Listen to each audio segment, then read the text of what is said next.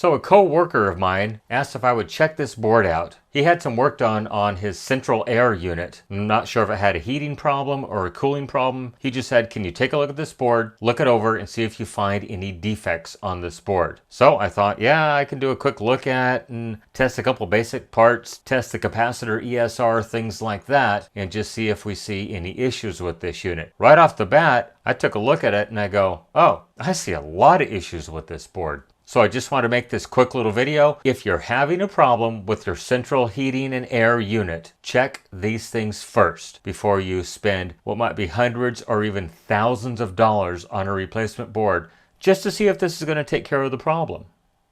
So here's the bottom view of the board, and just looking at this thing on my monitor without even zooming in, I see several problems with this board right off the bat that could render this thing inoperable. So I'm going to just show you some key items to check real quick.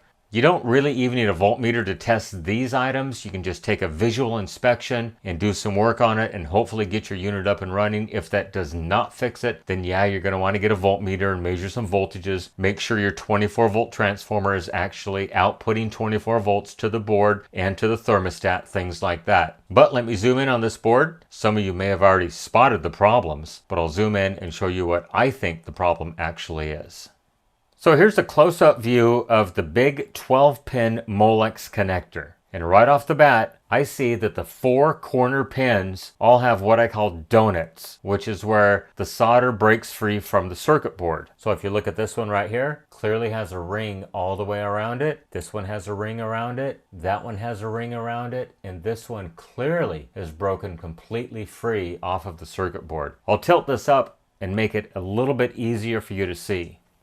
Okay, so there's an angled view of all the connections, and looking at this, I see some that are really bad. I mean, that connector on the left, I doubt it's even making contact with the circuit trace.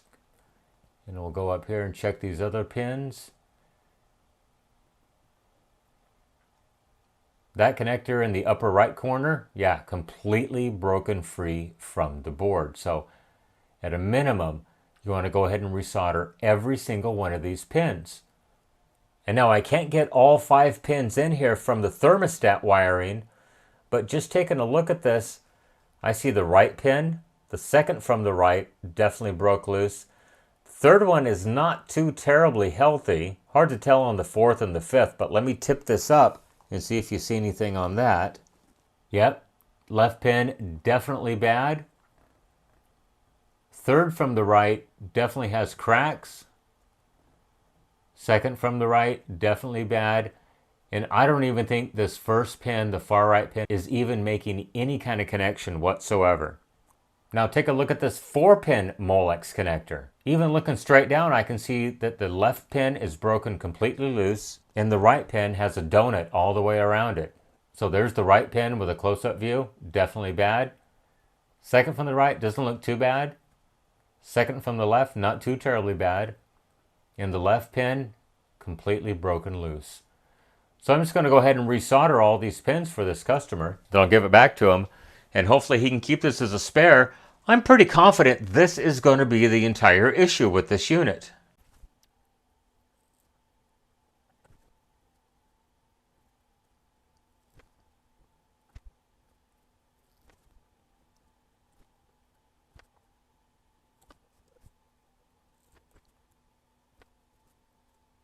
Well, the bigger the glob, the better the job. So this board has some kind of a conformal coating on it, and so I had to heat these things up a little extra to break through that coating and melt it away so the solder would actually take to the pins and to the pad. But they've got a good amount of solder, a lot of rigidity now. I don't think he'll be having problems with this in the future. So let's go ahead and solder up all the rest of the pins now.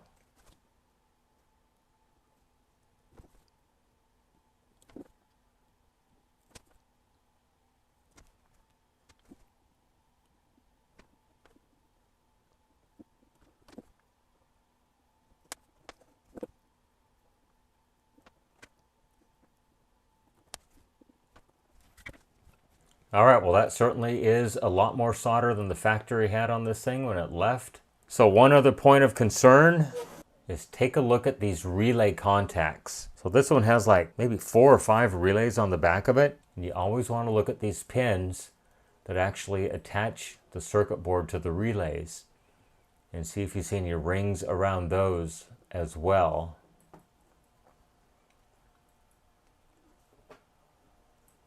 Because if you do, like that one right there, that's going to be a problem. If it's not a problem now, it's going to be a problem in the future. So I recommend resoldering all the relay pins at the same time.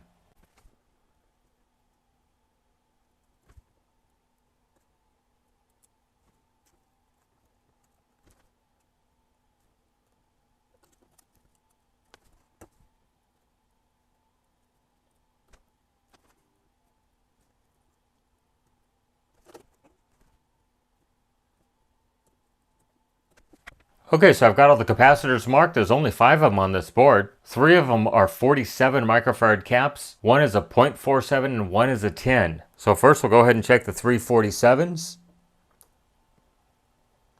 I see 3.2 ohms, 0.89 ohms, and 1.2 ohms. I'm very good with that.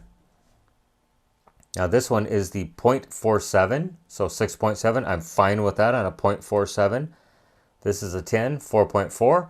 I'm perfectly fine with that. So next, a little bit of acetone, and I'm going to give this back to my customer and ask him to go ahead and throw it in and give it a test. Maybe he will, maybe he won't. I'm not sure, but I'm going to bet that this is going to remedy the problem that he was having based on all those bad solder connections.